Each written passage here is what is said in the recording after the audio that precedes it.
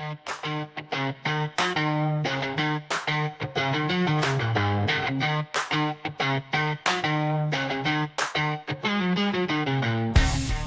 and a warm welcome back to the WenDirk cast with me, Jimbo, and my good mate, Calvinator. We're going to be discussing the latest MFL updates, transfers, developments, and so much more that has gone on in the last week. One important note before we get flying into things, like we always say, none of what we chat about is financial advice. Do your own scouting or hire a director of Metaverse Football. Calva, how you doing, mate? Doing great. It's been, I think, a very nice week of MFL. A lot of 2D announcements and tournaments, and we're going to talk about all of that today. Mm-hmm. But our main segment is to put another manager in the manager spotlight. And this week it is someone I think most people know from a lot of like projections on Twitter. He runs the MFL Manager FR account. And he's also an OG member who's been around for a super long time. So we're very excited to have him here. So Bastis, welcome to the WenDirk cast and studio. How are you? Hey guys, thanks for the introduction. And really thanks for the invitation. It's a pleasure to be here. So yeah, I'm fine and really looking forward to participate to this podcast and have a good time with you guys. Awesome. That's the spirit. We like that. Have a good time. We do indeed have on this pod. A few things we need to get off our chest before we dive into the weekly updates, Calva. Stream and the 2D tournament giveaway, I think, are the key ones, right? So you've seen during the week, or the big news of this week, is that the official reveal for the 2D visualization is September the 18th. We'll get into that a bit later. That's big news in MFL. But they're doing a little first look face-off tournament where you can basically get to try out the tournament, try out the 2D visual for the first time, where you can win MFL, but the winner of the tournament wins a jersey of their choice, which is really neat. And a lot of content creators, such as us, such as Bastis, you were running a giveaway as well for some spots. So if you'd like to have a chance of getting into that tournament alongside the sort of the competitions, the spontaneous ones that happen within MFL at the moment, head over to our Twitter and go join the giveaway. But also, we've got 2 more spots that takes our total to 4. We're giving away on the stream on Wednesday. So, you know, if you want a last-ditch attempt to get into that tournament, we've got some spots to give away on the stream for the pack drop. Yes, and also if you participate in our giveaway, you might have an advantage for the stream, because I ask people to send quiz questions. So maybe I will ask your own question, and you already know the answer then, hopefully. So you have a tiny advantage to still win that spot if you don't have one. So it will be will be really fun to stream, and maybe also. I'm really excited. I don't know, Jimbo, we didn't talk about that, but maybe stream like the final of the tournament or to commentate. I'm glad you've been saying that, because that's what I've been thinking in my mind as well. It'd be good to stream some of the games. Yeah, it would be really cool to commentate those games, because now it's way more like it's easier, right, to see what's happening on the pitch. It's like an attack, counter attack. And that will be way more fun than just kind of seeing that line and then it goes in or it doesn't go in. Ping ball, yeah. So lots gonna happen. Lots, let's say, to do this week in MFL, and stay tuned for all of that. Let's now start with the weekly updates and our MFL moment of the week. So maybe I'll start with you, Jimbo. What was your moment? It's been quite a bog standard week for me, really. I was hoping my moment of the week was going to be beating you in our league, but unfortunately the Aaron Cold Navigators ended up being frauds and beating me 2-0. So you've got a bit of bragging rights the next couple of weeks. But the best thing that happened to me this week was a league. Is it a league game? Yeah, a league game. I think it was Friday. I drew 1-1 and I scored in the last minute. The goal went in and it went draw. It was the last kick of the game against one of Herta's teams, and he absolutely destroyed me. He should have beat me like 3-4-0. Last minute, Honorio pops up with an equaliser, and I just know that if he was watching that, he was absolutely raging, because I started laughing. I laughed when I scored. I went, I do not deserve this whatsoever. So my moment of the week is a Very lucky equaliser, which I did not deserve whatsoever. And it keeps me joint top of the league still.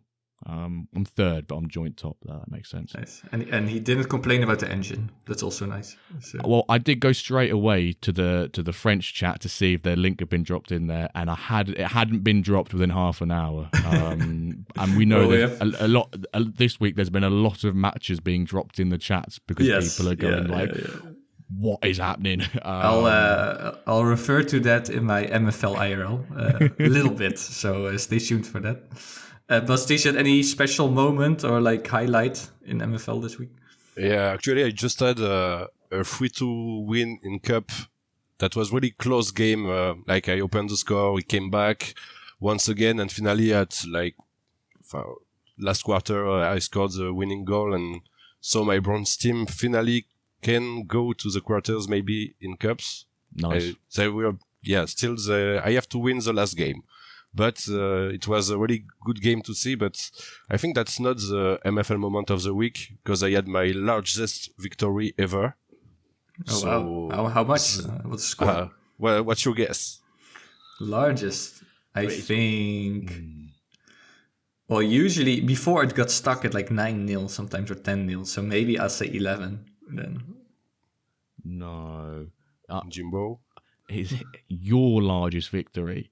Yeah. So I'll go 10-0.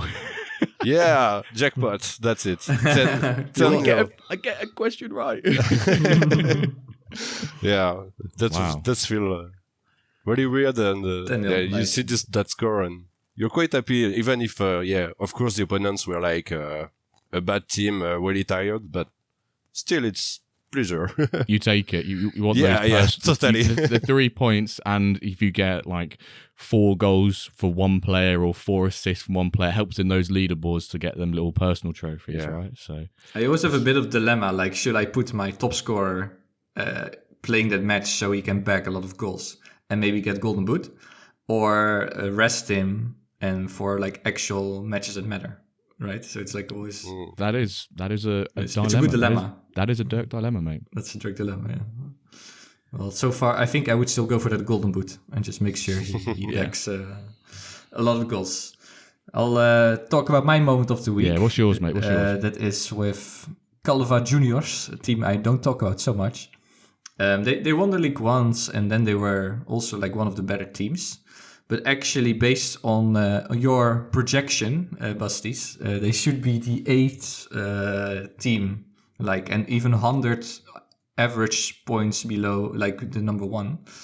So I was like, this is going to be a tough season. But actually, they were 2nd almost the whole week, and we had a match against the number 1, and we also beat number 1, who has this team that is 100 overall better. So I don't even know what I'm doing, but they're doing very well. And they are like the top of the league, while they should be 8th, let's say. So I'm very happy with that. While in previous seasons, they were always pretty, like average. So that's nice. Little highlight. Congrats, mate. Congrats. Thanks. I'll keep you posted if I actually get some silverware, if I can kind of keep that run going. Okay, let's move on. Dev updates. So 2D is, of course, the big announcement that we have a date, 19th of September, when all matches will be played in 2D with the new UI. And as we just discussed already, there's this tournament which starts on the 12th of September, the first look tournament. So it will be really cool to finally see all the matches in 2D. About the engine, Quentin is addressing some, let's say, feedback of the current one, and also working already on the upcoming engine for next season. For example, he is working on the natural sprint mechanics. He has worked on that. Also more accurate off-target shots.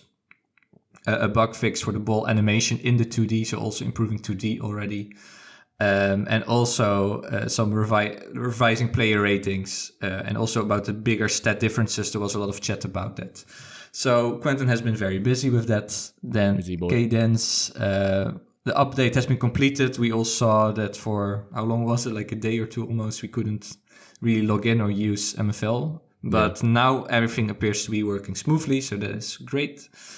Another cool little thing is that you can now share your standings of the league on social media with a new share feature. So before it was player of the match or the result or latest signing, and now also you can share standings.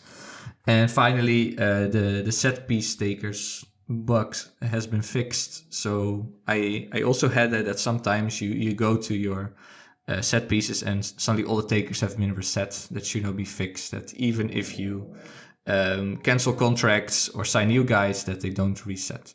Yeah. So that's great. That is good.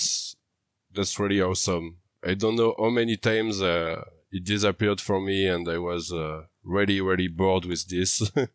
So I was really happy to see it in the dev update. Really the biggest news if there weren't 2D, but there is 2D, so yes. 2D. I'm still a bit paranoid though. I think I would still go to like set piece takers if it's not secretly reset. I still check as well. I still check if they're right ones, because we've all had it where you've got a free kick and suddenly you're like, well, why is my defensive midfielder now taking my free kick?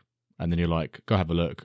They've been reset, sort of thing. Yeah, so that's a great bug fix from. Yeah, so that should be in the past right now. And of course, 2D is the big news. But I think in our manager spotlight, we can talk about that way more, like in a bit more detail, because it's such a big thing, so much to talk about. So we'll do that later.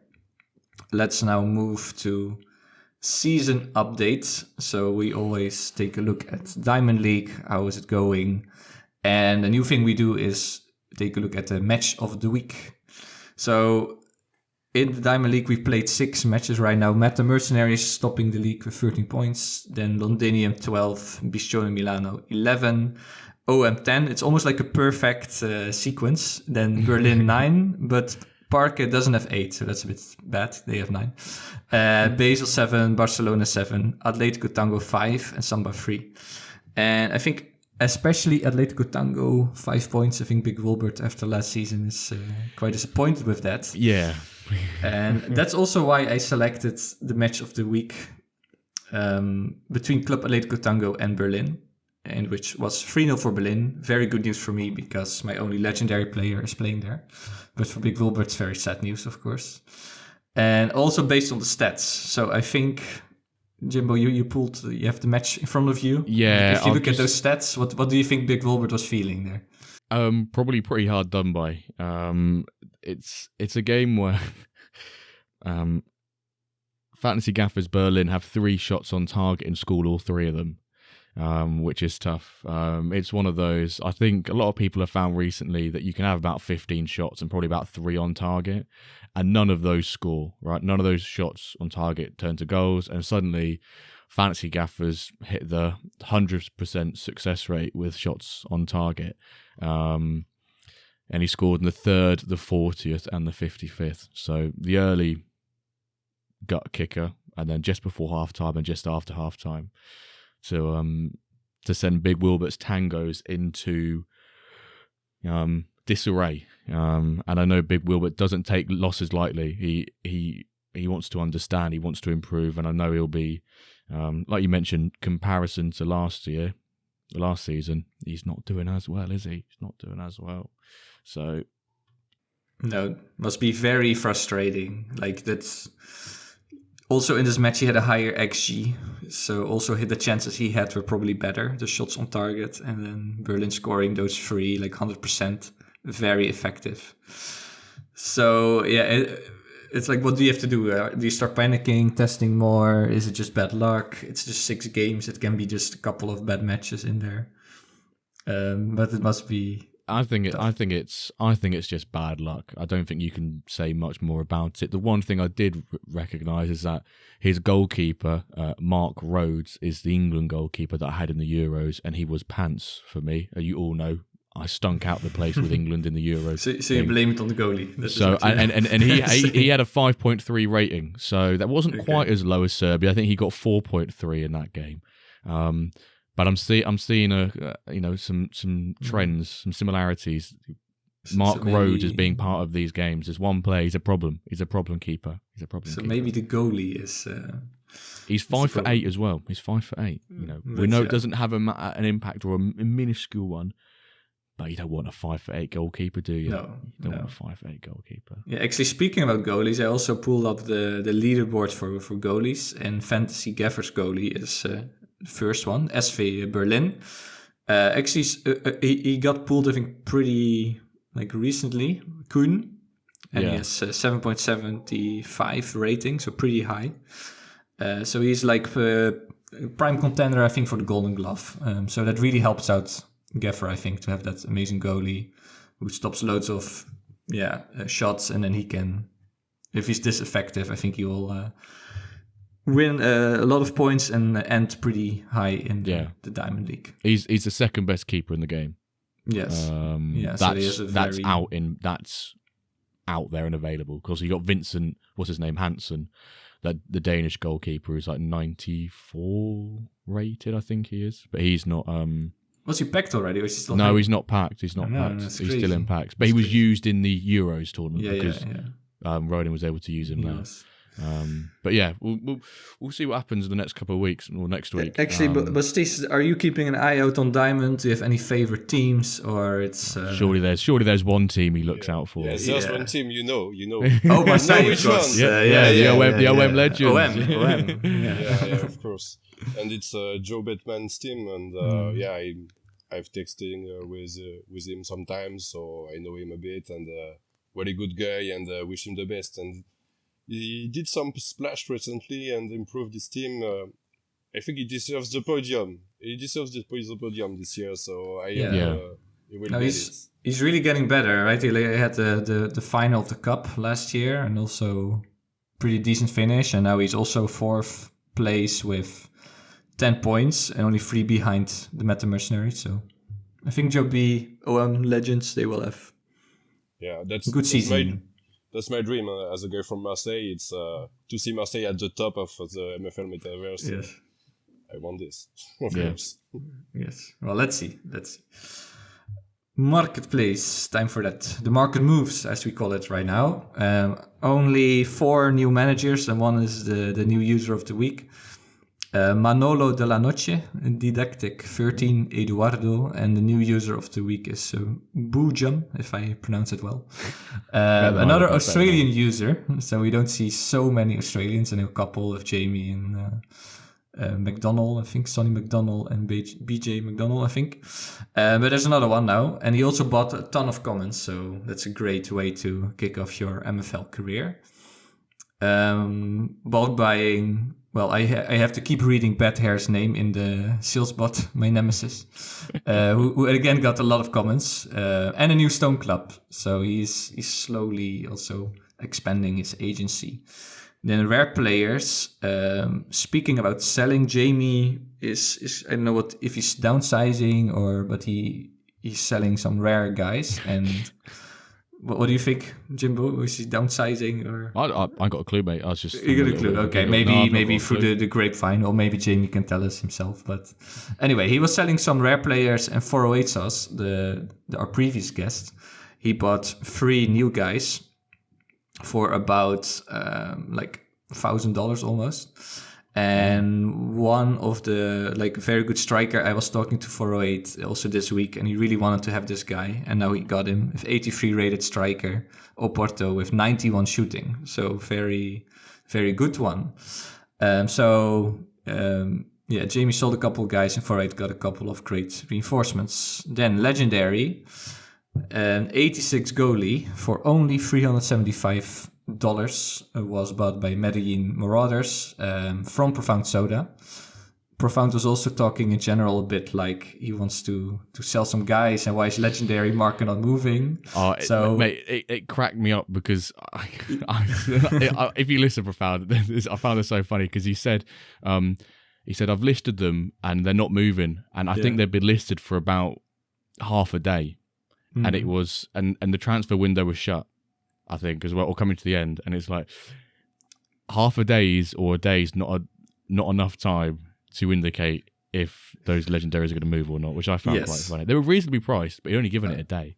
I guess he's a bit impatient, we could say, but his experiment was just like, when do they move instantly? And apparently he found that an 86 goalie at 375 gets sold instantly. So now he knows what is the bottom, kind of. So Medellin picked him up, and it's now the new top player in his agency. So that's great that they had this deal. I think it's pretty like bargain, actually.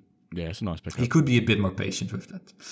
Then clubs, Mansour, our manager from Senegal, he was very busy. He got actually funny, and it's a bit weird, but he bought a bronze club that last week I was talking about, that Nikhil Tiger Association bought that club, and now he sold them already to Mansour. So he got a new bronze club, and also from Senegal Iron Club for 110 USD, and he has a total of 4 clubs now. So he's really expanding his foothold in MFL. Also, that's great to see. Then trade and splash, Jimbo. We have a very interesting trade. Well, the trade of the week. Oh my god, guys, you will not believe the trade of the week this week. Looking at the trade bot, there was one trade this week. One trade. And it wasn't even a trade. It was just a one-way trade. Sorerando and oh god, here we go. A name that I cannot pronounce. I think French, Huit de Pique. I don't know what it means. Bastis, Huit de Pique or something. Okay. It's Huit is 8. Yeah. The pique is like the shape on cards. You know, there's R. Oh, okay. Yeah. So it's It will be. spades, I think. Is it spades? Spades. I think it's spades. Yes, 8 of spades. Yeah. Okay, yeah, it makes sense. Okay, so he received. Now we know.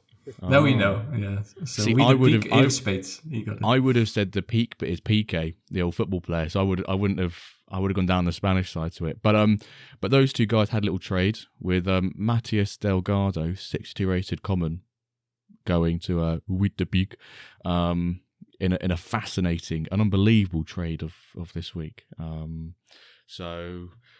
on to more exciting things. Splash of the week. I was out drinking last night, so if the vocal cords don't sound brilliant, then I do apologise.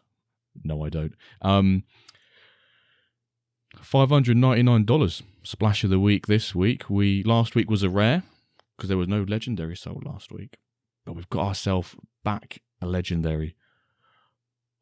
Jorge Banega, Uruguayan centre back, 17 years old, 86 rated.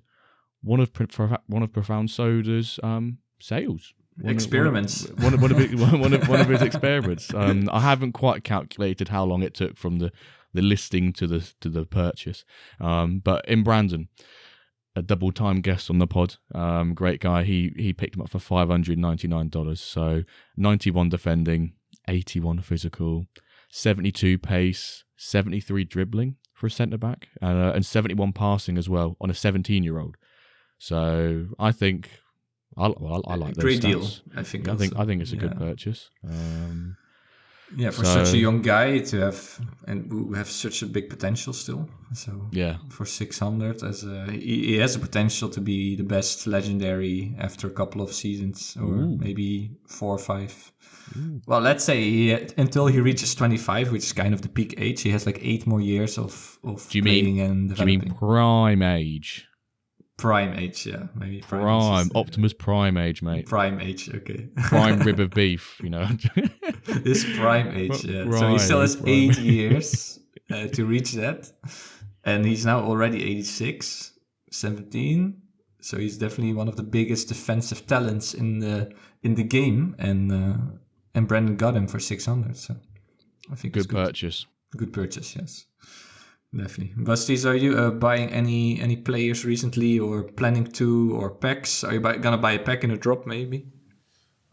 This summer I had quite a few purchases.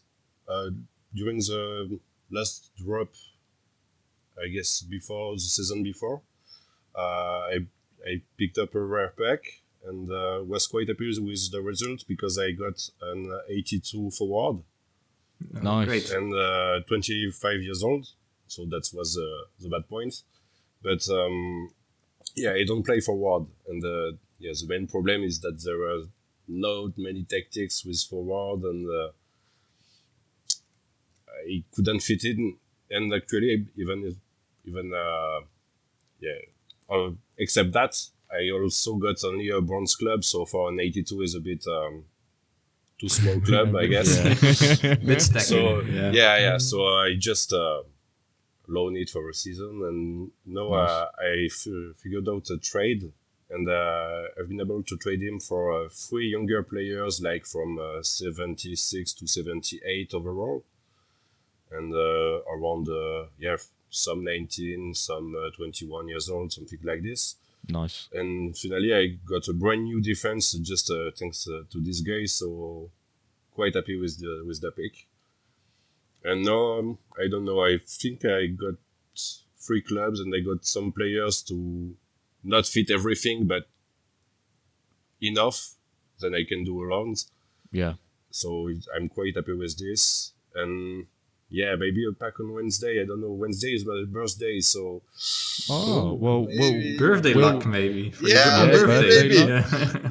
I had to try something, even just a standard one. Come on, just or kickoff one. Kickoff, yeah. Just a small kickoff for my smaller club, and why not try to be lucky?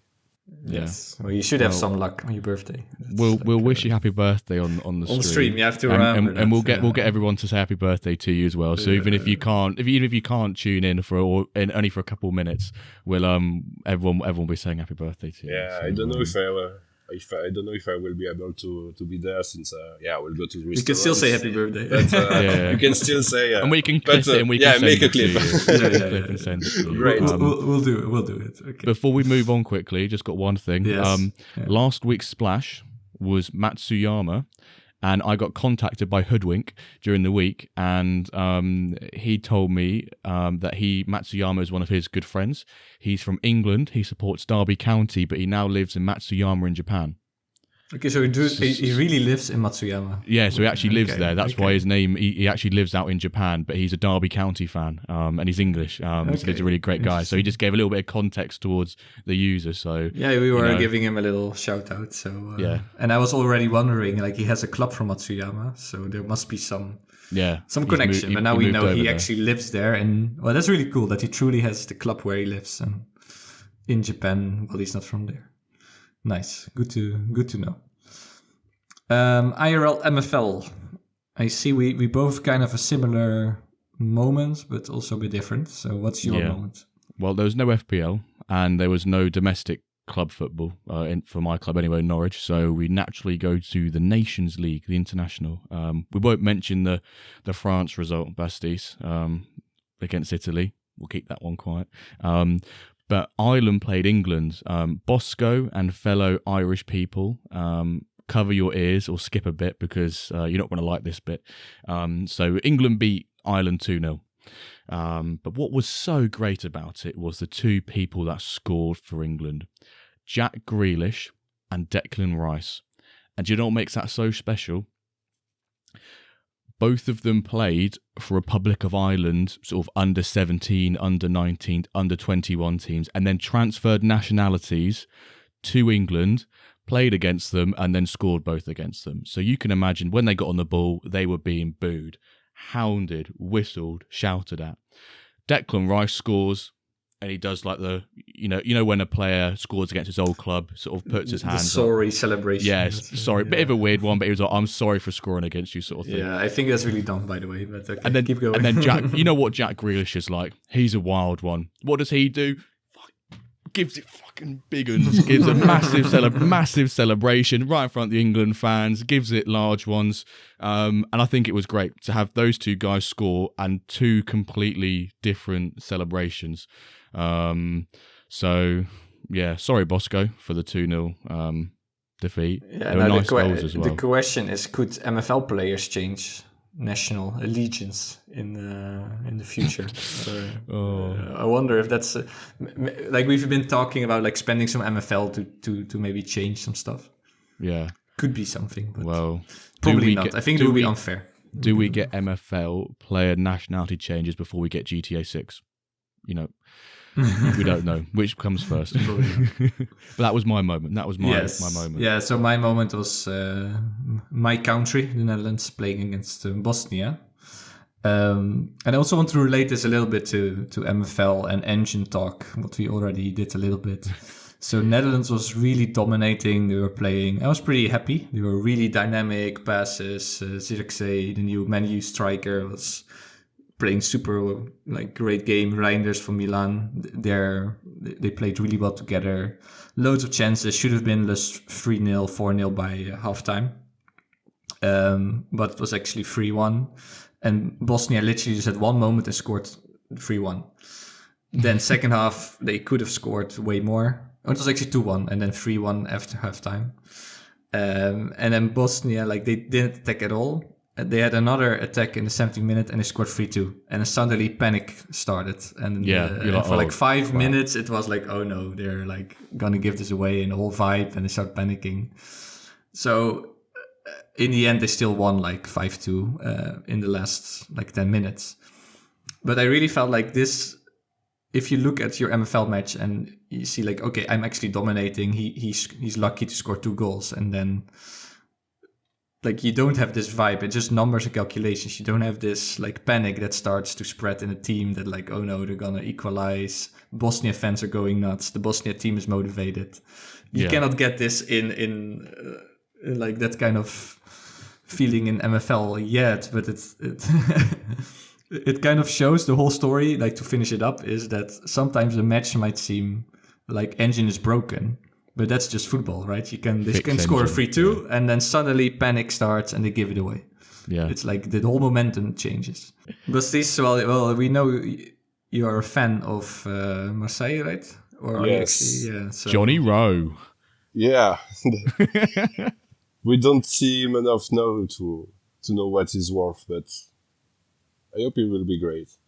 But for an IRL MFL moment, it's the week without Marseille, so it's hard to say. I guess it's an international game. And France did bad. You say we have to be quiet, but anyway, I'm not so much into international football, actually. In French, I used to say, just for fun, to my friends, that l'OM, c'est le plus beau pays du monde. So with an accent from Marseille, and actually meaning that Marseille is the most beautiful country in the world. But Marseille, you're not really that much into France. Marseille is Marseille, Yeah. But still, I didn't watch the game, but for the moment, there were that really super early goal by Barcola. So even if, he looks a really good prospect, but he plays for Paris and he was coming from Lyon, so it's all the clubs I hate. But but he looks very good, and he scored that super early goal, and that's something that happens in MFL actually. We had those 34 seconds goal, and we're really happy when it's for our team, and really don't like the engine when it's against us, I guess. But we got this moment that was quite an MFL moment, I guess. Yeah. No, exactly. All the things people complain about, we see them happening every week, every weekend. Yeah. Those sudden changes, sudden upsets, early goals, late goals. I guess this early goals is the record for France. So maybe not every week, but it happens. Yeah, enough about football. Let's talk about beer, because we have our top 3 community. So 408, our previous guest, kicked it off with us actually. So on number 1, I put my choice, Rochefort, number 8, great Belgian beer. Then number 2 was from 408, the Unsinkable Titanic from Naked Bear, brewery. And Jimbo, your choice was Neck Oil from Beavertown. Yes. So now Bastis can promote one of his favorite beers and kick out one of our beers. It's really hard to kick out any of your beer because I didn't try them. Yeah. So they're pretty specific, all of them. Yeah. Maybe with the invitation for the podcast, you should send 3 beers. And I can't kick out any beer, I guess. And I don't feel like I have any favorite beer. Maybe I prefer, or I like really much white beers. And usually I just take quite randomly between the small beers that are in the market and that looks nice, and usually tastes good. And I think in the fridge I got one that is from local beer, and that is called Azimuth. And I've tried it already, and it was really good, I guess. So maybe I can just talk about this one, or Fada from Marseille. That is also maybe good Marseille beer will be good. Yeah, so there is a brewery called Fada, and the Fada is like crazy in Marseille. So it's much word from Marseille than a French word. It's kind of specific, but that means crazy, and the beer is good. So I can, I just told you those two beers, but I don't know if it can be in the top three. I have to taste all beers. It's my professional consciousness. Yes. Well, we've got to put one in the top three. We've got to put one in there. We have to be tough. We have to be tough. First, second, or third, where do you want to put the Marseille beer? Where do you want to put the Marseille beer? Let's say second, because first one was from Belgium, and Belgian beers are usually good beers. So I trust Calva on this side. And the other one I don't know, so let's just put Marseille instead of that. Okay. So 408's beer is been removed. The American beer gets replaced by the Marseille beer.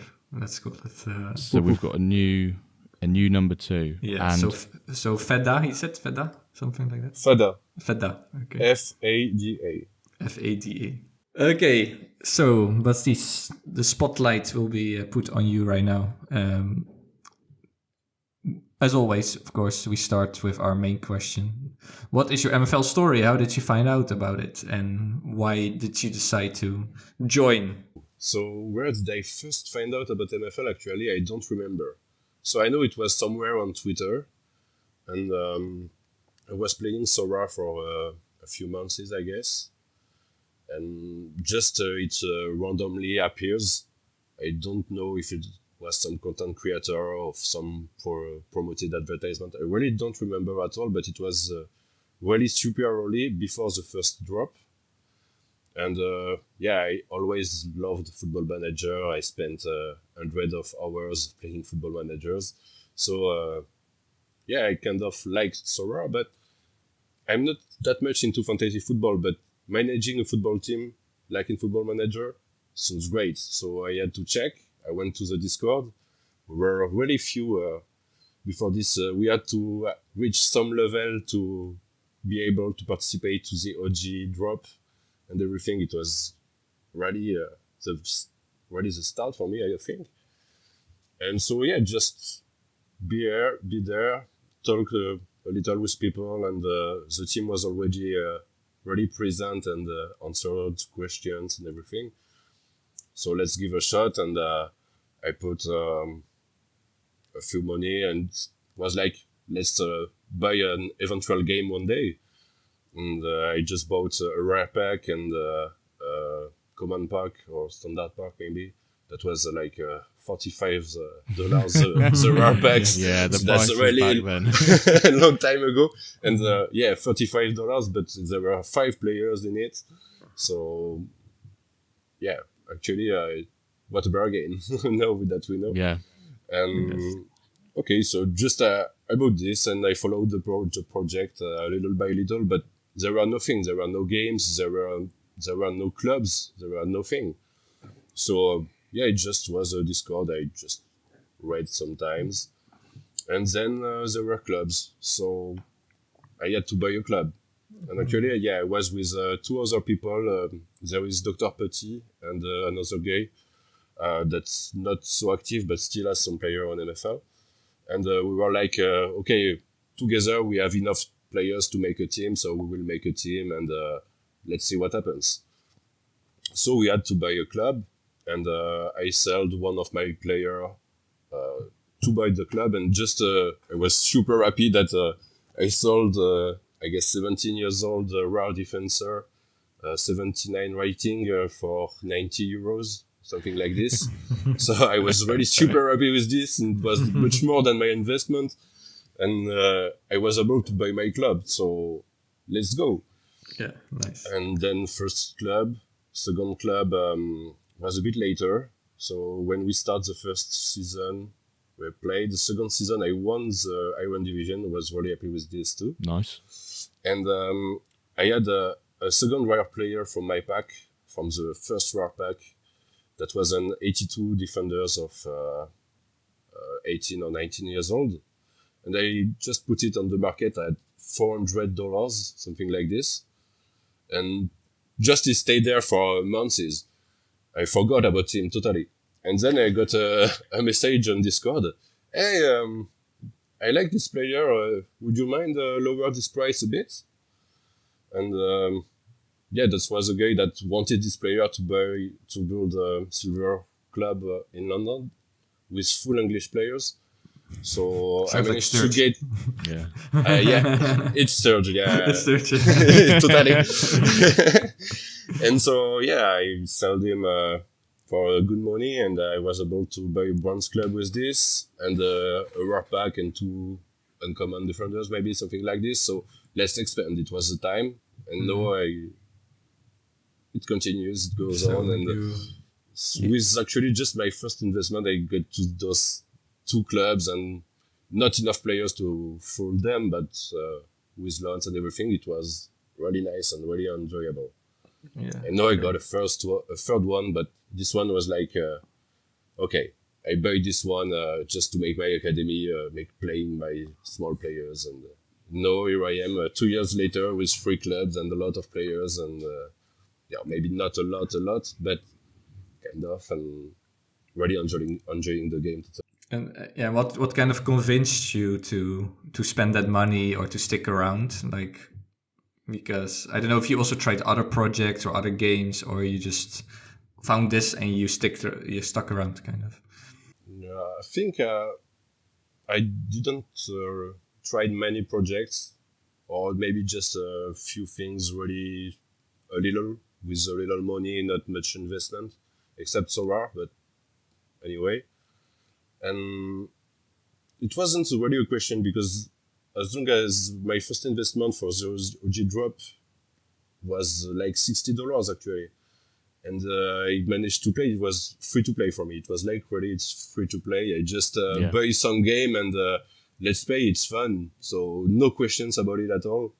And recently I had a bit more, but still it's almost like I bought one game. Let's say I bought Football Manager in 2022, and now I buy one other in 2024, and I got my games. So Nice. really So it's also happy with very this. sustainable, like financially, that you just had to sold those guys and kept it going like that. That's I nice. mean, I can't imagine to lose money with MFL with the few I put, and what's it. So I'm totally fine with it. It's a game, and just enjoy and play. Yeah. And what about your platform that everyone knows by now because of the projections? So how did that come about, and like, or why did you start it, and what can people now see there on your website and on Twitter account? What can they do there? So first how it starts, it's because of a friend of mine that I bring to MFL, that is Sorarem, and he was telling me, do something just for people in French, because there were nothing in French on MFL at this time, and there were no introduction, nothing, and so he really pushed me to make just a web page and what is MFL, explain basic mechanics of the game, and in French, because there were totally nothing in French. So that's how I started. One weekend I said, okay, let's write a few stuff and publish it online, and create the Twitter account so we can share a bit what's news and everything in French, because there were really nothing in French. No, there is a website in French, so that will be less a need, I guess. But still, it started this way, and really I was really happy to do this, and just to encourage people to and share what they do, and try to build a French community a bit. Now we got a Discord and not so much people active, but still we can share our MFL experience and we can find people to loan or get loan some players. So it's really nice to have this small community, and really I like them, and that was the first goal maybe with a MFL manager. So the second goal was like just have fun with some data. And if I'm famous, and probably if I'm known by everyone, and here in the podcast today is because of the projections. And this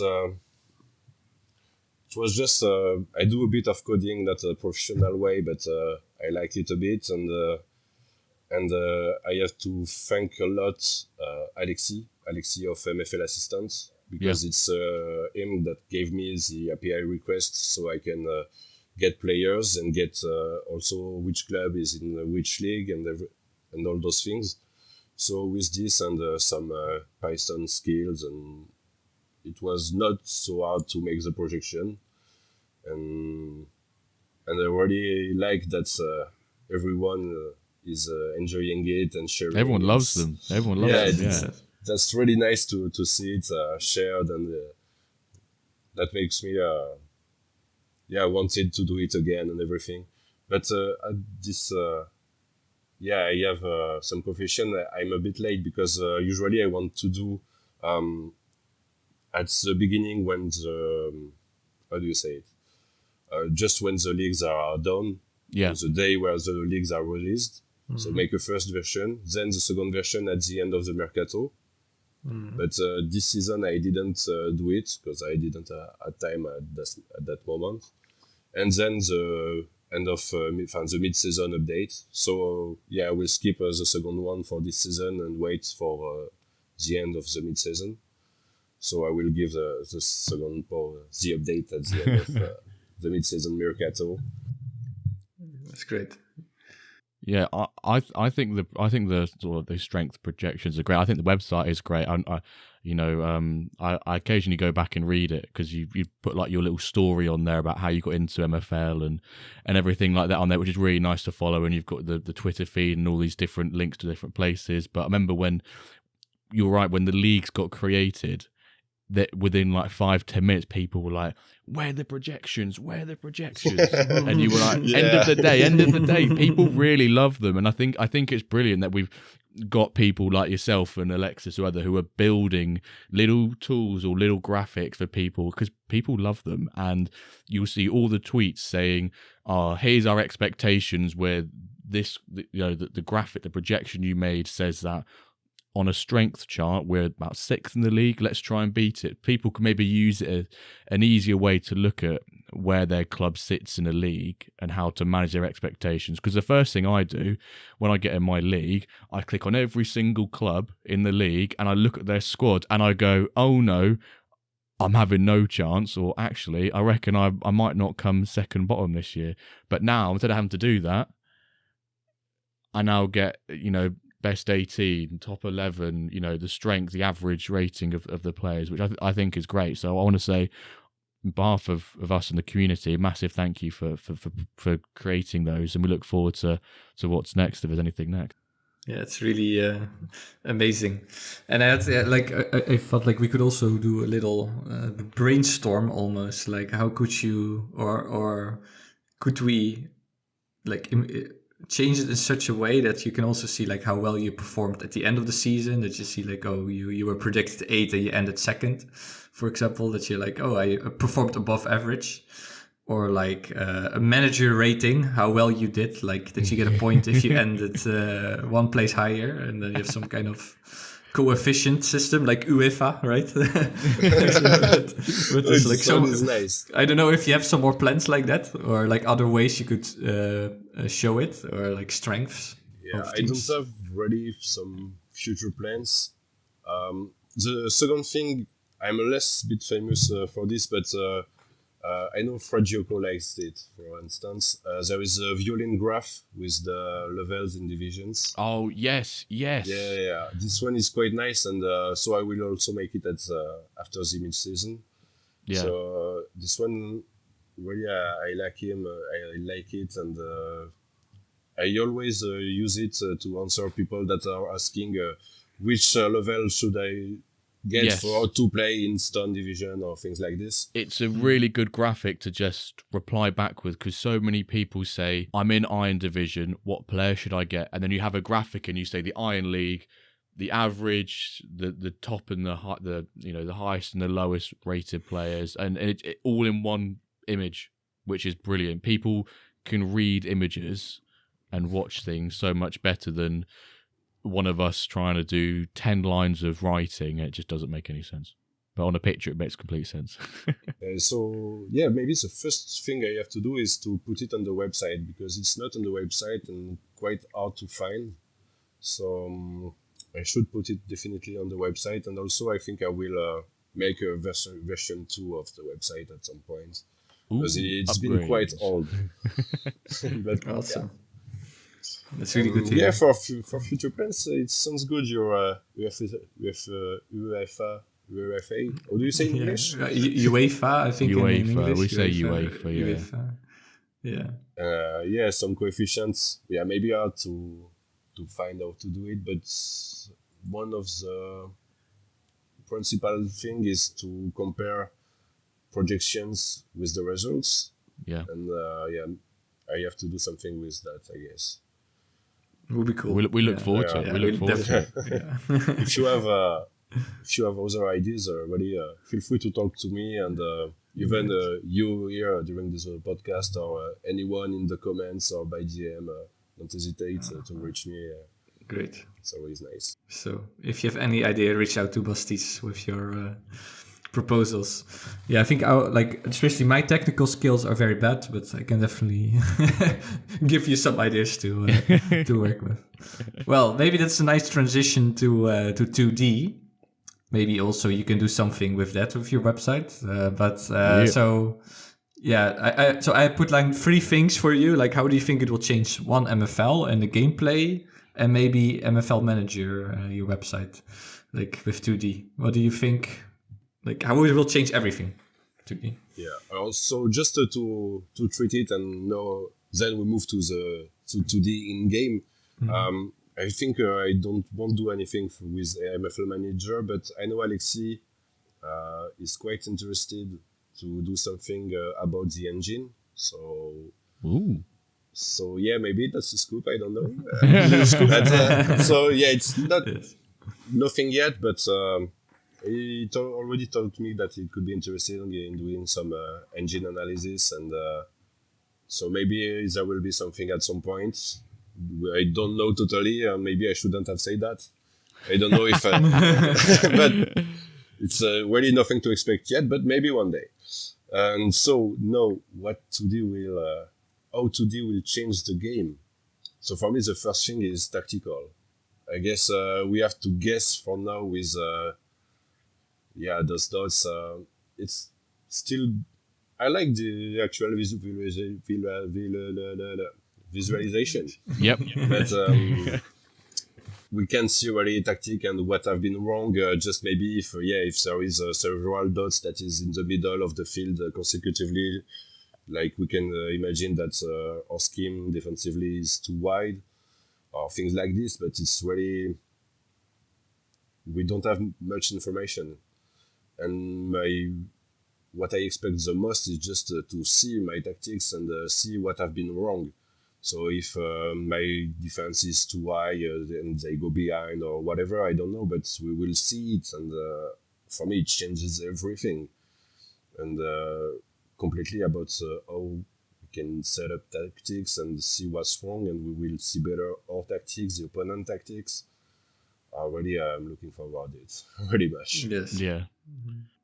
Yeah, definitely. The visual clues will be so important. Like, it's so hard to just read data. Plus, you would have to, like with the testing. Like last episode, I did a bit of testing. You would have to keep it in your own spreadsheets and maybe then read something in the data. And now you can have just like some visual evidence, like, oh yeah, I don't know what the hell my team is doing. They're all running backwards, or they are, I don't know, spreading out too much, or they're so high up the field and the other team is doing on the counter attack the whole time.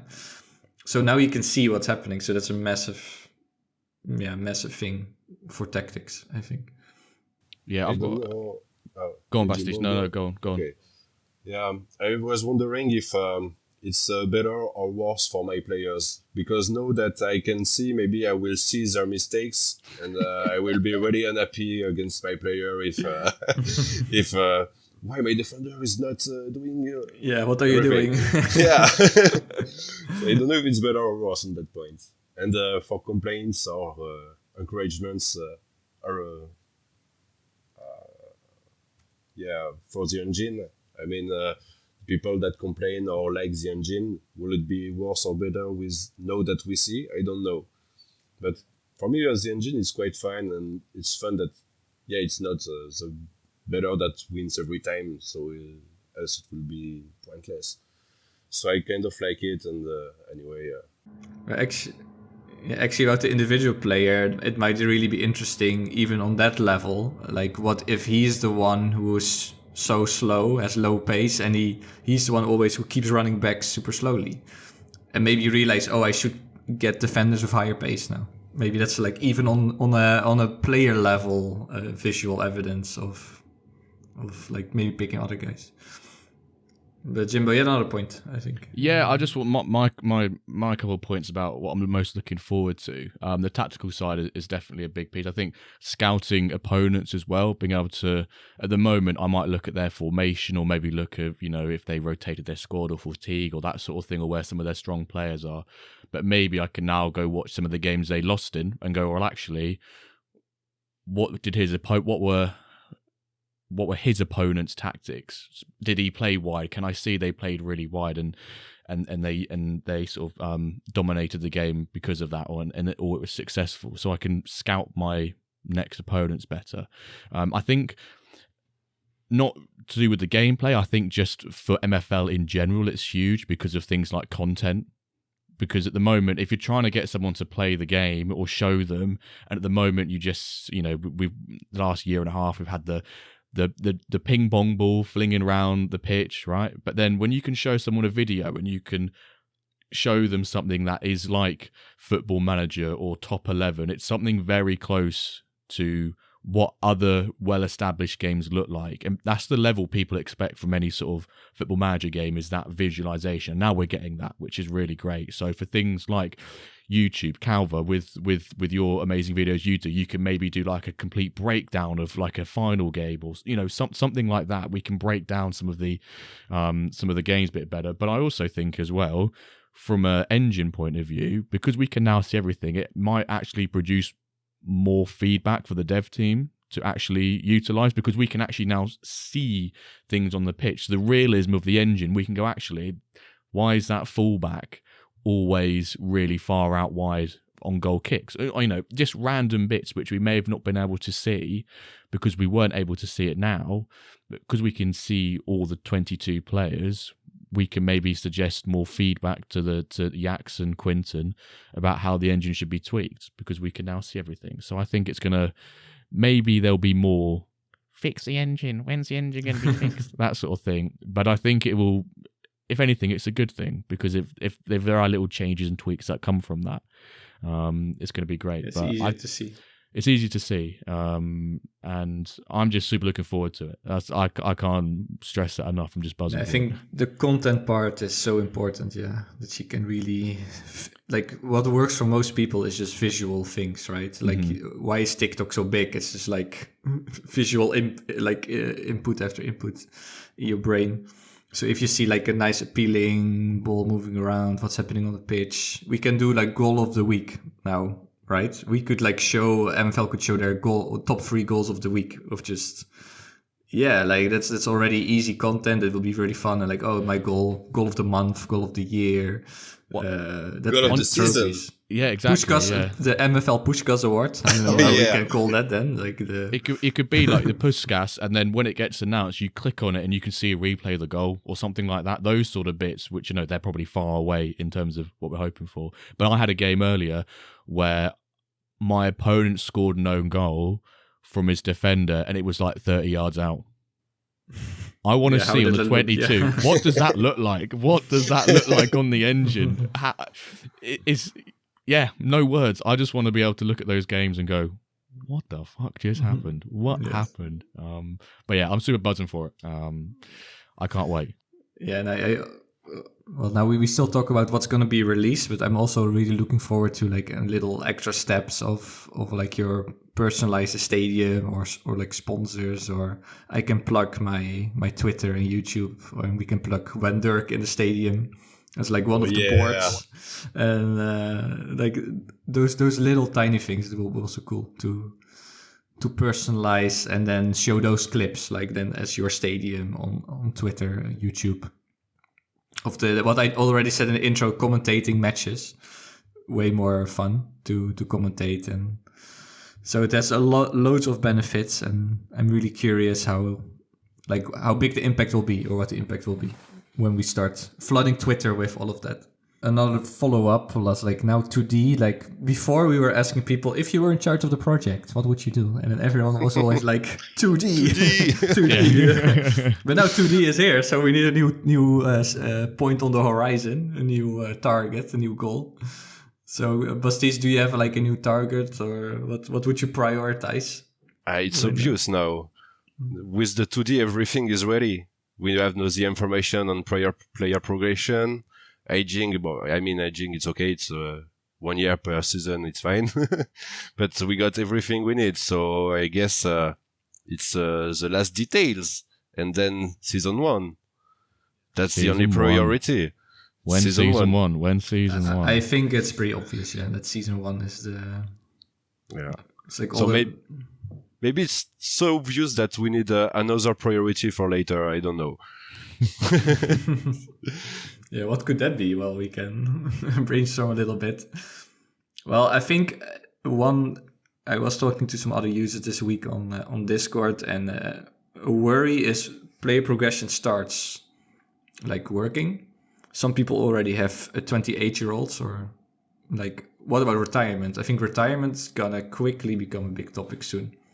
It's like, okay, I might buy this guy now, this 28-year-old guy, but what if in 6 years he stops playing?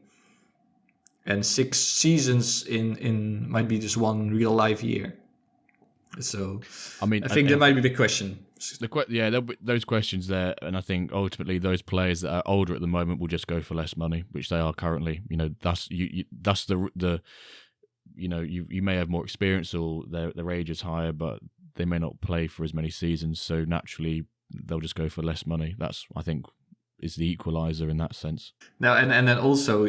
Well, now we're really speculating, but then another tactic might be to just buy a team of like loads of old dudes who still have like 1 or 2 good seasons in them, and then just go full promotion. Yeah, that might be a good tactic. But I totally thought about that quite a while ago. I was talking with people and said everyone is buying super young players, super expensive, and already with 23 years old, maybe against 18, it's almost the double in money, I guess. Yeah, it's big. So when people will be like 30 years old, everyone will sell them really cheap, I guess, because they might retire. So totally being grandpa teams soon's a good plan, I think. I also think so. I think there's going to be a strategy. Just let's buy up all the old dudes and then just get promotion, and then that also increases value, of course. So that's another way to get that.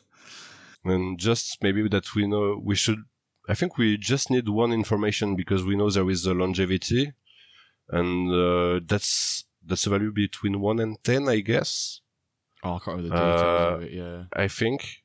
And so we can imagine maybe it's like a year when people retire between 30 and 40 years old. I don't think that's it, but something like this. Yeah. So maybe at some point the only important thing is to know what's the early players can retire. The earliest, yeah. And then you can prepare for that then. Exactly. And then we'll be just really happy with player that plays like until 40 years old, and there will be some bargain. Just the player that is 30 years old, that is 80 overall, something like this, but that goes super cheap because it's old. The risk and then of you can play retiring, 10 seasons with him. It will be... I wonder if it's already like he's announcing like this is gonna be my last season, and then if you list him like, and do you get a message in your inbox like, "Boss, I'm retiring"? And you're like, "No, Oh yeah, you cannot. Don't do it. You're not allowed to retire." Will there be a try to convince like in FM? Yeah, like FM. Yeah. Like You're a sit key down. player. We need you. Yeah, you cannot announce your retirement. The question I had, it was about cups, because usually I'm bad in cups, just this. But maybe it's because I don't set it as a priority in my season, and when it starts, I just play the championship first and try to rotate during cups, and then if it gets a bit hard to get qualified, I put the strong team. So it's what I did this season, and this season it actually turns out good. I got 2 over 3 teams that are qualified, and the last one has to win, so it's okay. But my question was, do you prioritize cup, or like a strong team starting the first game, or not? I'll go first, Calva, here. Go first. So, beginning of the season, I always fully rotate my squads in the cups. So my strong 11 plays the league, and my weaker 11 plays the cup games. It's a bit of a weird one that some people don't think is the right thing to do. I'd like to do full rotation because I'm a bit lazy like that. Sometimes if I need to win a game in the group, I might sub in a few of the stronger players and put them in. But once we go through to the knockout stages, I will then probably put the strong team in, because I want them to go all the way and go as far as you can. Because from a $1 MFL reward perspective, it's much more rewarding to make it out of the groups in the cup than to say, I'm in the Iron Division right now, and if I make it through to the group stage of my cup, which is Challenger, I get 2,000 MFL for round 16. But in our league, Calva, to get 2,000 MFL, you basically need to finish 4th. So I think if you can go for the cup, it's definitely worth prioritizing to get out of the group stage so you can get that MFL. And I know that in my second club, the Stone Club, we've played 7 games now, and we're not winning the league. So I've now switched full priority to that cup. And I think the Wyverns are through to the knockout with 1 game left, and the second club, they are second, and we're playing bottom of the group who haven't won a game yet. We need to beat them to go through, or the guy below me loses as well. But personally, at the start of the season, full strength lineup, rotate the weaker one in, but it does change during the season. But I do think it's valuable from $MFL perspective to try and get out of the group stage if you can, because you get a lot of MFL for it relative to league prizes. Bosh. Yeah. No, I think I told this before on the pod, but I always do this like continuous rotation. I keep rotating my team, and all positions, like for each 2 positions, I have 3 guys, kind of. So so then it's just in the first 4 cup games, I just do that. So I kind of keep rotating continuously, both in the league and the cup. And then when game 5 and 6 approaches, I'm like, do I need to give it like this final push, because it is a lot of MFL that you can win to really prioritize cup when the league goes wrong. If both go well, I just keep going, continuous rotation. If the cup is like a nightmare, I put my full B team because I already am out. So I'm a bit like at that point, I'm like deciding, am I gonna push a bit harder in the cup? Am I gonna just put my B team because I'm already out, or like kind of in the middle, just keep going? So I think I make that, but I do agree with Jimbo. Like the cup is still pretty profitable with MFL, so it might make sense MFL wise to prioritize it a bit more sometimes. I'm happy because it really makes sense. So it's what you said is a bit of what I do, because I just mainly I start with some rotation, but not a big rotation. A bit as you said, I think I don't have like a team and a B team and switch the 11 player. I just got 3 players for 2 position, and I do the rotation.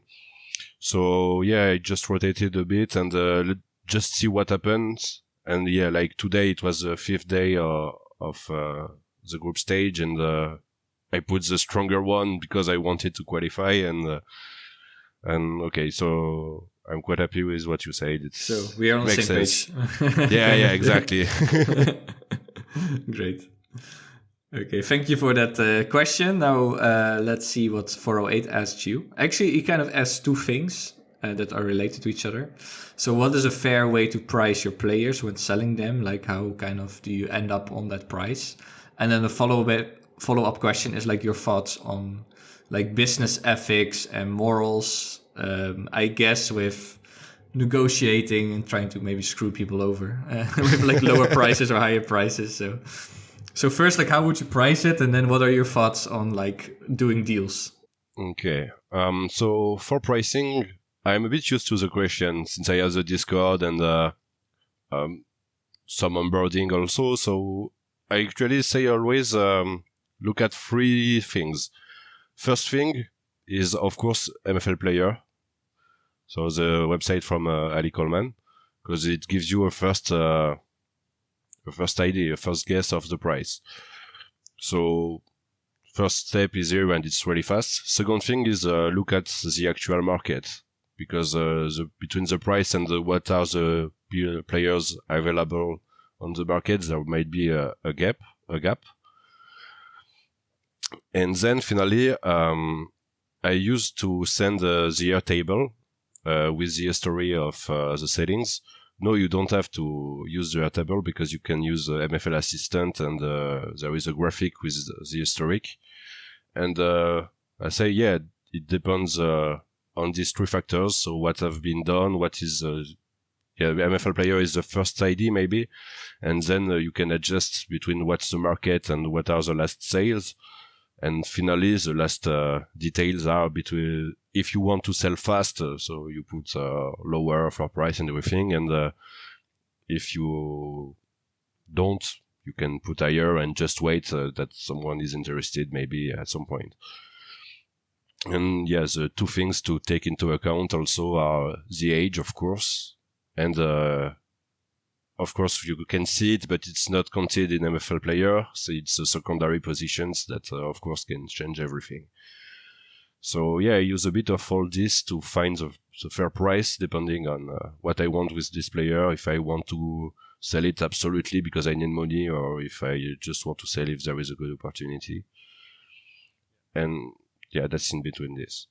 So, and what about the ethics? Like when dealing with people, like if let's say you want to trade a guy, and you propose a trade, do you try to make it as fair as possible, or maybe try to gain a little value out of it, like a little, see how far you can get with it?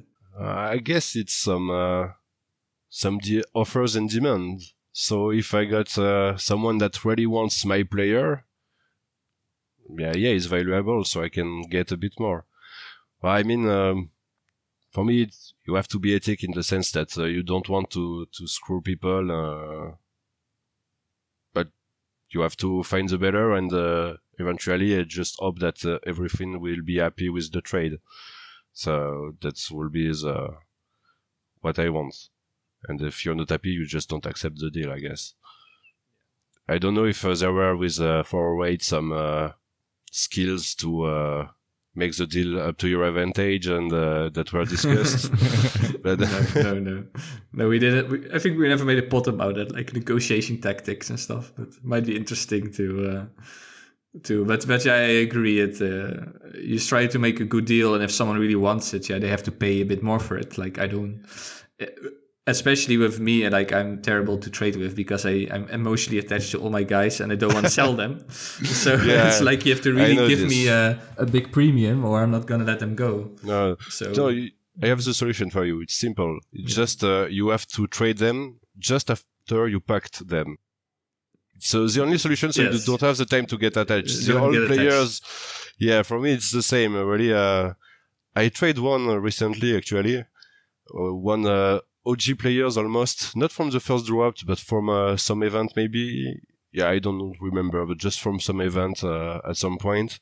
And I trade him, and it was quite really sad to let him go, but it was a good opportunity, and I think the deal is fine for both of us.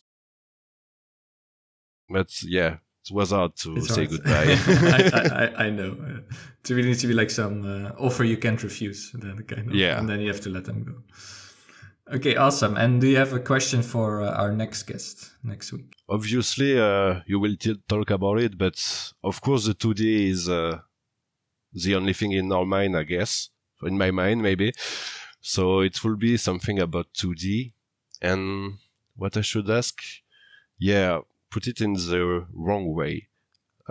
Just the question will be, what is the thing with the 2D that you dislike the most? Oh, interesting. Because there will be maybe some bugs, but I don't think it will be this because we know there will be bugs. But maybe what I said, just the player that we see that's the one that screw up and we will hate him for this. I don't know. So that's my question. Nice one. Yeah. It's nice to flip it around. Yeah, everyone's super hyped, and then you put everyone back to earth. Like, what's something you don't like about it? Yeah, what's something you don't like about the 2D? Where it's the colors, nice. the whatever. Yeah, might be some valuable feedback about it. I think by then we will have seen some matches already because the tournament starts on Thursday. Yeah, so we know it already then. So good. It's time for the hashtag. It's hashtag time. And this week's hashtag, we're going to go with hashtag MFL Puskas in honor of the famous football award, yearly award for the greatest goal of the year, MFL Puskas. And Puskas is spelt Puskas. So you've got no excuses for spelling anything wrong. MFL Puskas. Puskas, yeah, from the Hungarian football player and manager. We're going to bring things to a close, but first of all, I want to say a massive thank you to Bastis. Thank you for being on, mate. Have you enjoyed yourself? Had a good time? Yeah, it was amazing, guys. And really, I had a good time and looking forward. I'm not used to podcast, and maybe I will try to listen to you more. It was really nice. Okay. Thanks a lot. It's been great to have you on, and keep doing what you're doing with all of the MFL manager content, the website, the projections. Keep doing it because it's amazing. People like you do those sort of developing pieces and building things for the community is phenomenal. So thank you for being on here and keep being great. So we'll round things up as a reminder. We've got the giveaway on our Twitter for the 2 spots of the first look face-off tournament. And we'll be giving 2 more away on the stream on Wednesday. So if you've not won one of the entrance competitions and you've not already got a spot from a giveaway, get yourself in there. It might be a quiz award, the spot. It could be a raffle. Everyone loves an exclamation mark raffle. Everyone loves a raffle. Everyone loves them. So if you're looking for a spot, come join us. Thank you for all the support, as always, with all the listens and the following. If you're not following, subscribed, 3-star rate, 5-star rate. I don't do 3 stars. I only do 5-star reviews around here. Please go do so. It's phenomenal. So we'll close things up there. Thank you all so very much for listening, and we'll see you this time next week for an episode of the WenDirk cast. Thank you for listening.